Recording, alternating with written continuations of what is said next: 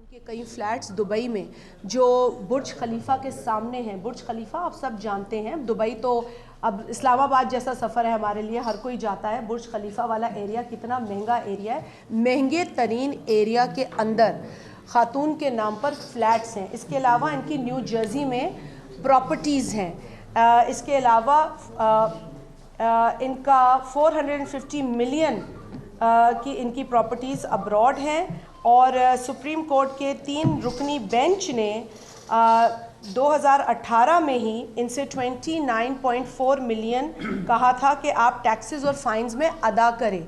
तो अगर ये सारी चीज़ें सामने ना आती तो बिलावल साहब ये बात ना करते। ये अदालतों में जा चुकी हैं बातें। उसके बाद जो पैनामा पेपर्स के अंदर न्याजी सर्विसेज के नाम से एक कंपनी निकली, उसके नाम पे लंदन का एक फ्लैट जो है वो है और ये खातून उसकी डायरेक्टर हैं।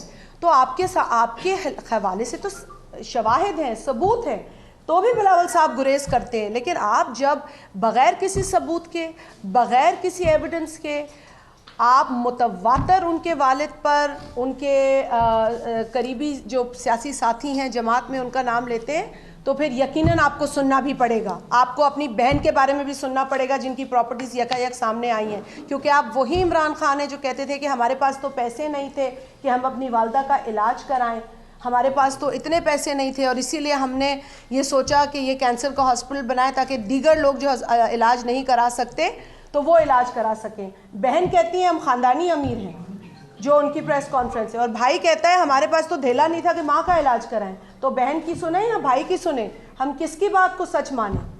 ये एक सवालिया निशान है। आप हमें बता दें किसका बयान सच्चा है, हम उस पर बात करते हैं।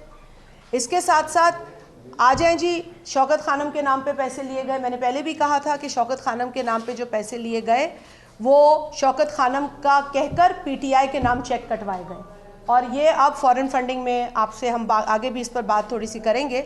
लेकिन ये भी साबित हो चुका है। बड़े अफसोस की बात है। मैं सिर्फ एक आपको मिसाल देती हूँ, क्योंकि लोगों को ये पता नहीं था कि SKMT के नाम पर इवेंट्स कराए जा रहे हैं अमेरिका में। एटलांटा में एक खातून है, हिंदुस्तानी खातून है, मुमताज़ अली, और शरीफ खातून है, मैं उनकी ज़ात से मुझे कोई शिकायत नहीं है। उनको भी बेवकूफ़ बना के इवेंट्स अरेंज कराए गए। उनको बेवकूफ़ बनाया गया कि मैं शौकत खानम के नाम पे पैसे ले रहा हूँ, और वहाँ से जो हिंदुस्तान में के उनके नॉन रेजिडेंट्स हैं जो USA में रहते हैं और दीगर लोग हैं, उनसे चेक्स लिए और चेक लेते हुए PTI के नाम पर चेक कटवाए गए। PTI के नाम पर चेक कटवाए गए। तो इन लोगों ने तो वहाँ रहने वाले हिंदुस्तानी बाशिंदों को भी बेवकूफ़ बनाया हुआ है। तो ये यकीनन ये चीज़ें हमें पता है, लेकिन हमारा कुछ एक इखलाकी हमारी लाइंस हैं, हम आगे नहीं बढ़ते। हम कहते हैं जी सियासी तौर पर ही बात करें, लेकिन अगर आपने कच्चा चिट्ठा सुनना है अपना, तो हम कच्चा चिट्ठा सुनाने के लिए तैयार हैं। और अगर आप मज़ीद सुनना चाहेंगे तो हम फिर मज़ीद तफसीलात शेयर करेंगे।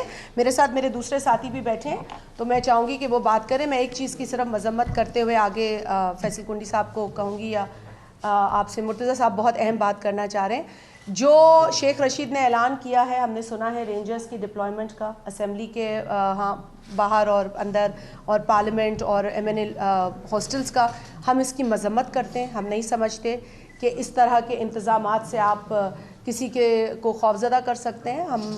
आप अगर नाअहल हैं तो पहले उसका एतराफ़ करें कि आप नाअहल हैं, आप नहीं सिक्योरिटी प्रोवाइड कर सकते, और इसलिए आपने रेंजर्स का इंतखाब किया। क्योंकि इस पे हमारे साथ मशावरत नहीं हुई, किसी जमात को पता नहीं, और क्यों रेंजर्स बुलाए जा रहे हैं, क्यों ये एनवायरनमेंट क्रिएट की जा रही है, हम इसकी मजम्मत करते हैं।